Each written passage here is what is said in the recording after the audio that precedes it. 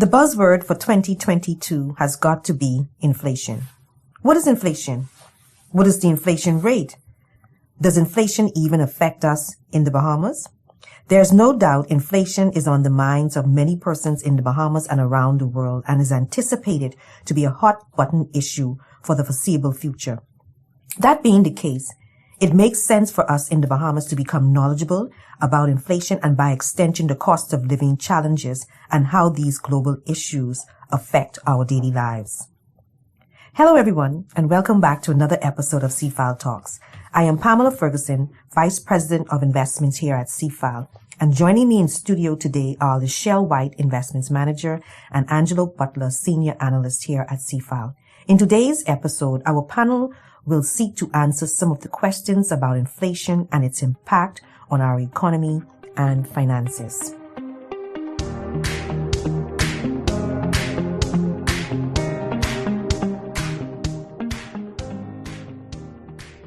So let's begin this discussion, Lashell and Angelo, about the definition of inflation and how it is affecting the economy of the Bahamas. Well, the textbook definition for inflation is that it's a general increase in prices and the fall of purchasing power, the purchasing value of money, that is. So in the Bahamas, the inflation rate is measured by the rise and fall in prices that consumer would pay for a certain basket of goods. So they have a basket of goods and they measure any increases or decreases in prices. Our inflation rate is usually reported year over year. So for example, if we have the June inflation rate, it's compared to prices of June last year, or they also report it month over month. So we can see, June's prices compared to May prices. So basically, they would have this basket of goods that they track the price of, and then they track the changes of the prices in those goods. And I think it's important to focus on the word general there because it is general and it's a basket that's mixed up. So, it doesn't mean that everything goes up, say 5%, but it means on average, based on this basket that's agreed upon by, the Department of Statistics, the central bank, prices on average went up by that much. So I think you have some people, you may work in the construction industry or lumber, and you may say plywood is up 40 or 50%, but that's not general inflation. And so it's important to clarify that difference between the two. Some items will be up more than the general inflation rate, while some will be less, or some items may have even gone down in price, which is generally rare. But it is important to note that it's a general rise or an average, rise. And they tend to put weights to these items based on how likely you are as an individual to use it. If you look at the Bahamas, the composition shelter, as well as in the US, is about 32%. So, they're saying that 32% on average of your expense is spent on housing. And so, it's not a perfect metric, but it's just to give some sort of idea and metric for us to make decisions on and analyze on a consistent basis. So is inflation bad, and is it affecting us in the Bahamas today? Inflation, according to economists, some inflation is good. Even as someone that studies finance and reads it, I often ask myself, why do we need inflation? I feel like if prices could stay the same forever, that would be good. Yeah, that could be good though. Because if prices stay the same forever, there's no profit, there's no increase in wage. So you need a benchmark in order to have that economic growth. Yeah. And I think that also, it's hard. I think when inflation accelerates to the level that we see in the US now and around the world now, I think that's a bad thing. But I think should be a natural expectation that prices are going to increase, even though we don't like it. But, I think we have a limited supply of resources, on this earth. So naturally, we all know the general rule of economics is that as supplies goes down, prices will tend to go up. So, that's, a little bit textbooky, but, so I think there's always going to be a natural, increase in prices. I think the problem is when you don't have income going up with that, increase in prices. With that increase in prices. And for the Bahamas, inflation rate increases and all else remains equal, let's say just wages increase, stays the same or whatever, that means consumers have less purchasing power. So consumers are often, the driving engine of an economy, especially in the US. So once inflation goes up, your purchasing power goes down as well. And so that means you are contributing less to the economy. And this is for both businesses and consumers. And so you also have the U.S. is our prime tourist market. So when you see these crazy inflation numbers there, that means the discretionary income of their citizens is less. And so those persons who may have thought of traveling to the Bahamas may say like, oh no, that's too expensive for me right now. I have less discretionary income. So they may just scrap the trip. And so that could affect our tourism industry. But I look at Japan, for example. It's, a country where they've actually been wanting inflation for decades because they've not had much inflation as measured by the general increase, in a while. But, I'd be curious to speak to Japanese citizens and ask, what impact has this had on you? Are the people really worse off, per se, than countries where you're dealing with, hyperinflation and stuff? So I accept that, it's generally accepted that some inflation is good, but I just wonder, do we need it? Do we really need it? And I think more studies and stuff would be good. But do you think that is cultural in the case of Japan? Because like after the pandemic and when there was a supply shortage around the world, demand increased, but demand decreased in Japan as opposed to increase as it did with around the world, which contributed to that supply chain inflation. So you think it's more cultural with Japan? They've learned to, adjust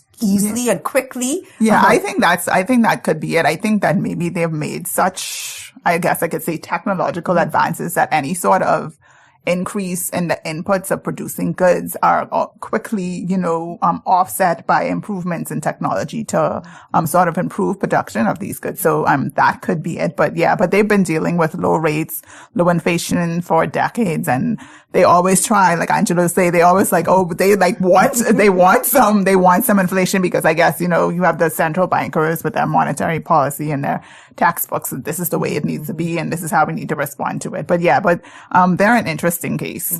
And locally, I think one more thing, one more impact for the Bahamas is as well, because we import everything, higher prices on everything is also going to eat at the foreign reserves that we have. And of course, that's, I feel like that's our life and breath right there. We need those reserves in a healthy position at all times. And so you even see the governor of central bank saying how, the higher prices of fuel is going to cause a drawdown in reserves, because we're using more money to import the same amount of fuel, the same amount of food. And so, I think that inflationary impact right there is something we have to monitor. Yeah, that's important. So that brings us to our next question. The governor of the Central Bank of the Bahamas said that the annual inflation rate from, I think, about May or April 2021 to 2022 in the Bahamas is under 5%, specifically at 3.8%. The inflation rate, on the other hand, in the U.S. over the same period is about 9%. Given the Bahamas' reliance on the U.S. economy for the import of goods and export of services, help our listeners to understand the difference in these two economies' inflation rate. Well, I don't believe the figures are ever going to match. We have, different economies. The Bahamas is a service-based economy. The U.S. is consumer-driven economy. And the U.S.'s pace of growth of the economic recovery after COVID was it just shot off. In the Bahamas, we doing things. We have more tourism, more economic activity, but it's not at the same pace, as the U.S. And then there's always going to be a lag. And we've been seeing record figures, in the U.S., they're like the highest inflation in decades. I think, yesterday it was reported that inflation, dropped in August, from June. Mm-hmm. I think that it's important for us to look at the trend of inflation. So if the U.S. inflation is going up, then the Bahamas inflation should be going up as well. It's not going to be the same rate, but it should be going in the same direction. So if we have a case where U.S. inflation is going up and then you'd be like, but the Bahamas is experiencing a little deflation, but then you'll be like, why is that happening? But I think it's important for the price rise to trend in the same direction. So if we see, I think they released the June figures for the Bahamas, and it was like somewhere around 6% year over year. So it trended higher than the previous month, but maybe if July will go down, like the U.S. went down. So we'll just have to wait and see. But I think our economies are slightly different. And also the Bahamas doesn't because we are pegged to the dollar, we don't really have that much flexibility in our monetary policy. So as you would say in the U.S., inflation is running high, so they could possibly increase rates. And they have been increasing rates. They have been printing more money. But it's like in the Bahamas, our rate has stayed the same. Our prime rate has stayed the same all throughout the pandemic. And so I think that it's a hard comparison, but I think that it's important for us to just focus on the trend of how the number is going. So you don't want to see inflation in the U.S. and then you have deflation in the Bahamas. So like, how is that? How does that work? So do you think, Angelo, it has something to do with the components of the index? Yeah, if you look at the Bahamas versus US, and, sometimes some parts of it are categorized differently. Like the US has transport, commodities, and transport services, where the Bahamas just has transport. So, you see some similarities. Like I said, shelter is 32% in both countries. Food is 14% of the index in the US, and in the Bahamas, it's about 10%. So, I think there's those differences there. Generally, I think our inflation should be higher than the US. I think so too. But just on the fact that we import stuff with duties on top of it. But I wonder too if for example, shelter, home prices in the US tend to move drastically every month or every so often, whereas in the Bahamas, I'm not sure exactly what they're measuring, but our housing prices as well as rents may not move as much as they do in, more developed markets. And with shelter being 32% of the index, perhaps that explains some of why you're seeing these lower numbers come out of the Bahamas. The rates are moving in the same direction. So I guess that, but like Angelo said, perhaps it should be higher because but we're measuring the change in price. So I would even argue that maybe our prices were already high. So we just like catching up at this point. But yeah, I mean, it's a hard comparison because they break down the figures, but then you don't really see, you don't know how, how they're measuring these things, and housing has not like caught up like in the U.S. But I think we are headed there because the governor did say that, even though that we are at 3.8%, he foresees that down the road it's going to get higher because he knows that the U.S. is high and we eventually have to catch up to United States of America when it comes to inflation. And I think you even saw Rupert Roberts speaking about it, where he said that we haven't seen the real impact as yet because they've ordered a lot of things in bulk, and those items are being sold now at prices they would have paid 6-7 months ago. And he said, once those supplies run out and they actually go back into the market to purchase goods, you will feel it. Same with I think BPL, for example, with the fuel hedge, they were paying prices on oil that would have been bought 6, 7, 8 months ago, and now that the hedge is gonna fall away, you now be paying the market price, and so you're going to see or feel some sort of impact from it at some point. It's only so long we can, hold off on it. Agreed. Yeah, and I know the latest report from I think they just released this from the Department of Statistics said the all item index, I guess it's for the consumer price index, recorded a surge of 6.2% year over year. So, I mean, like we're lagging, but we're trending, we're trending higher. Now they don't, like in the US, you would always see like this is the highest rate since 1980 or whatever. They don't typically do that in the Bahamas, but I don't think we've ever had a, inflation rate, that high.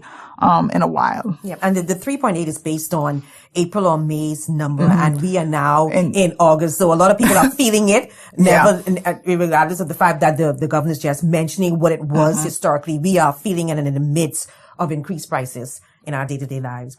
So did the Bahamas government cause or contributed to the rise in inflation rate in the Bahamas? And what, if anything, can officials do to control or reduce the inflation rate? I think this is important because you hear persons saying, the government needs to do something about inflation. What the government needs to do. And so is it their fault? Did they do anything to cause this? No, they did not do anything to cause this. We import most of our goods, so we import inflation. So the government can't really control, the price of goods that are imported. What the government can, control is customs duties. They recently to just alleviate the burden on, consumers, they recently, decreased the VAT. And there's also, I think we're going to get into it more later, but there's also wages. Like we've been hearing, we're going to increase the minimum wage. So wages, I think the last minimum wage increase was in 2015. And now you have all this inflation and people can't survive because, more of their income is being spent on their day-to-day needs, than it was before. So I think that that's important. Price control is also important. To make sure that businesses aren't taking advantage. Price control on the basket of items or price control across the board? I think on the basket of items as well as across the board. Not price control across the board, but just monitoring to make sure that businesses are not like overcharging consumers. That's going to be difficult to share in this capitalist environment. I think it's too much of a capitalistic society. But I mean, usually you'd have things like the central bank would increase rates, and like we haven't seen a rate increase in a while to cool inflation. I think the rate is high enough, but anyway.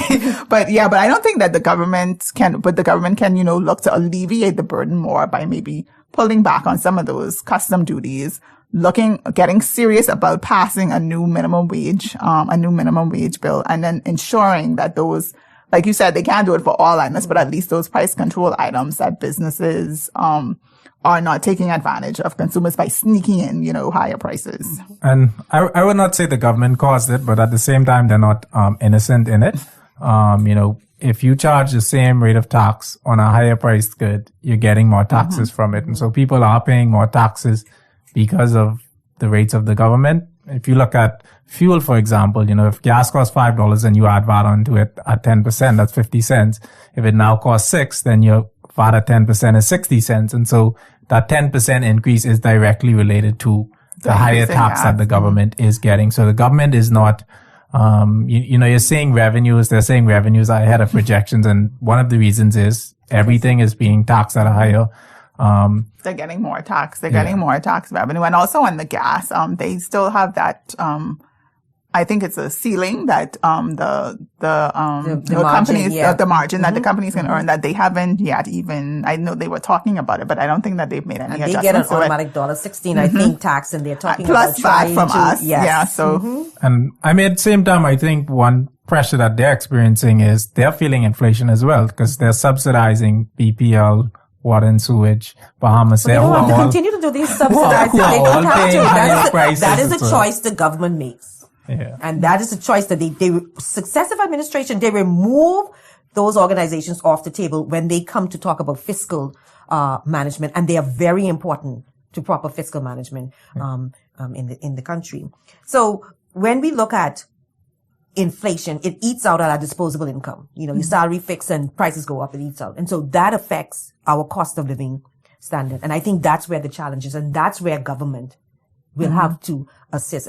And if this continues, I mean, I hope the big economies get a handle on it, because if the U.S. gets a handle on it, then it will trickle down to us. But if this continues, are we looking at type of relief packages that we had seen during the COVID, the height of the COVID, to provide relief? Because I think what COVID has done is shone a light on the suffering of so many people in this country. I think people have always been, because back in 2010, I think they said we had like 43,000 people on the poverty line. And when you measure the poverty line by about $5,000 per year, come on. I mean, I think $1,000 a month is poverty line in this country in terms of how people, that's the minimum wage. Yeah, that's barely the minimum wage. Yeah. That's more than the minimum wage. So a lot of people are hurting, and when there are no jobs for people to go to in order to be gainfully employed. You think if this continues, we are looking at government have to come up with the type of packages that were done during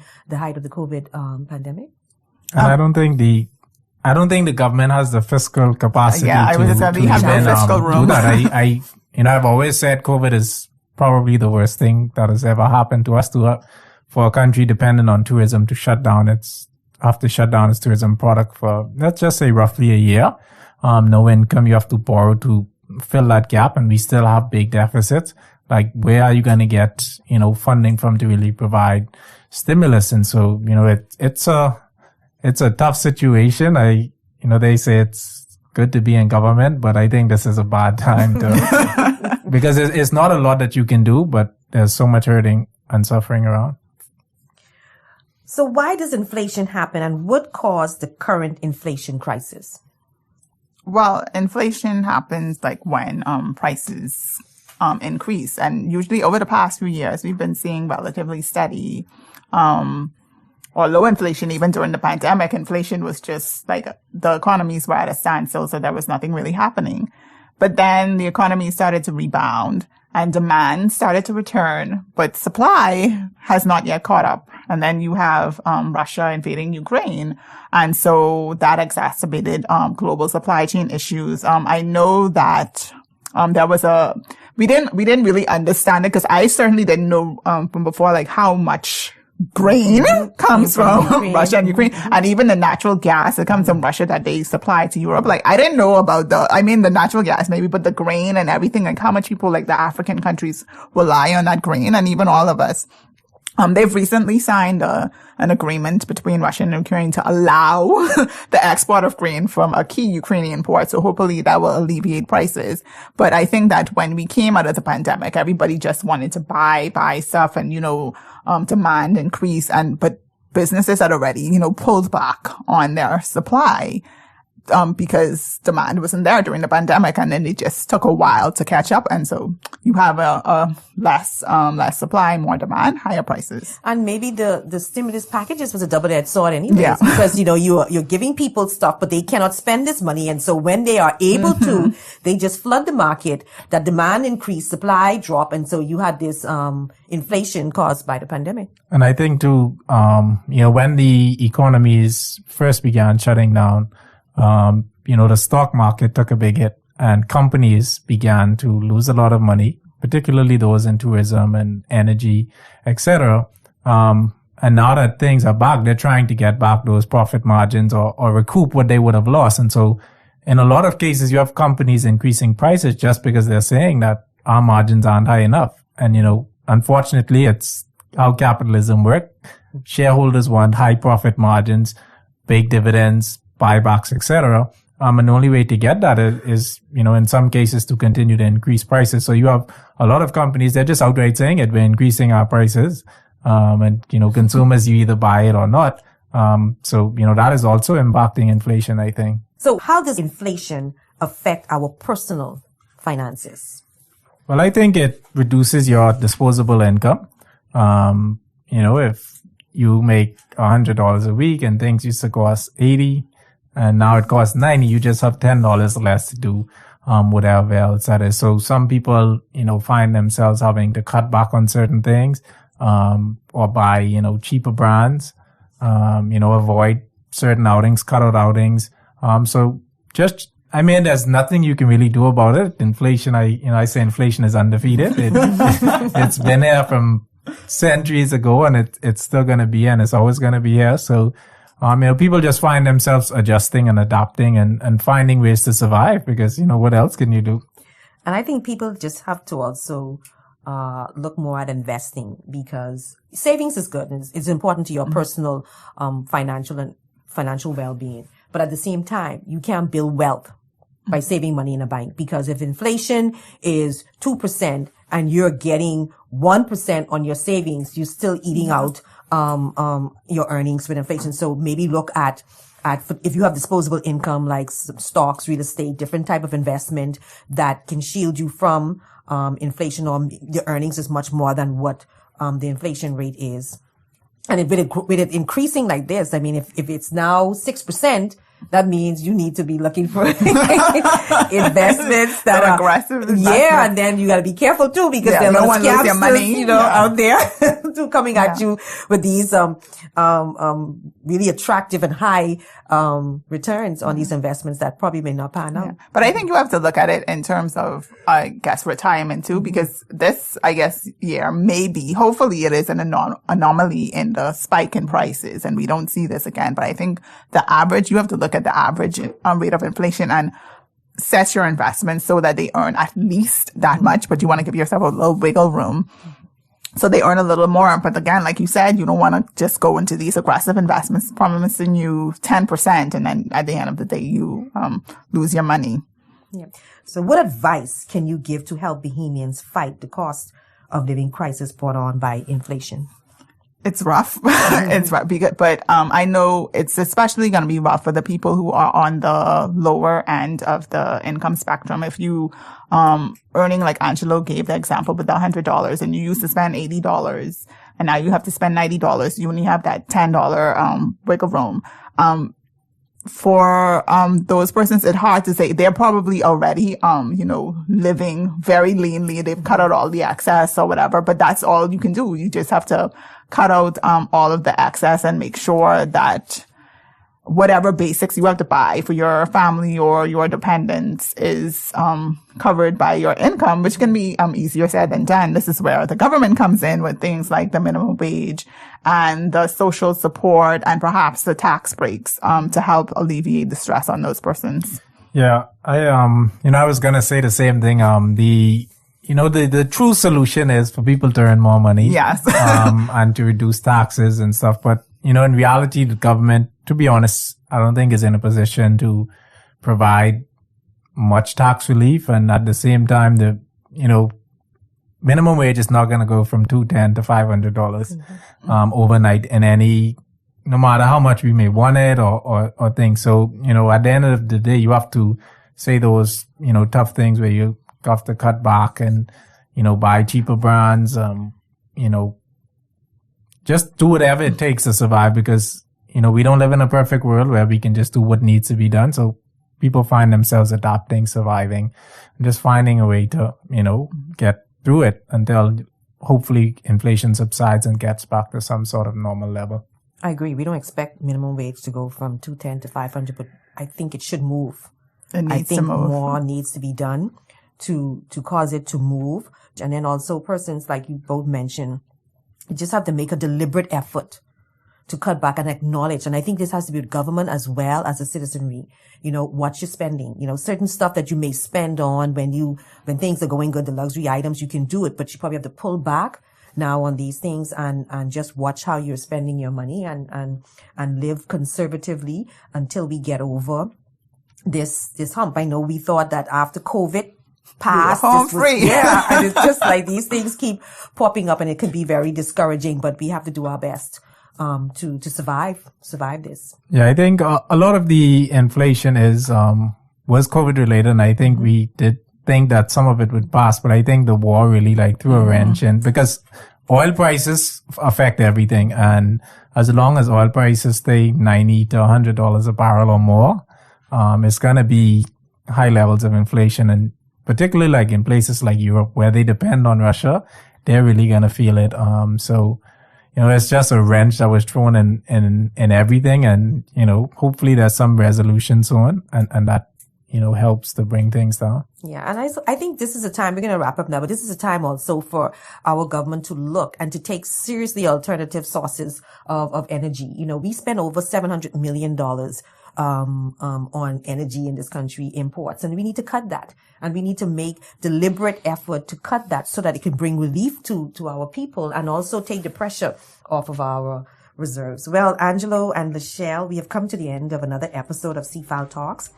Thank you so much for contributing to this discussion. Thank you, audience, for tuning in. If you enjoyed this broadcast episode, please send us a note at info@cfal.com or visit our website at www.cfal.com and show your support. Thank you, CFAL, for supporting this episode. Until next time.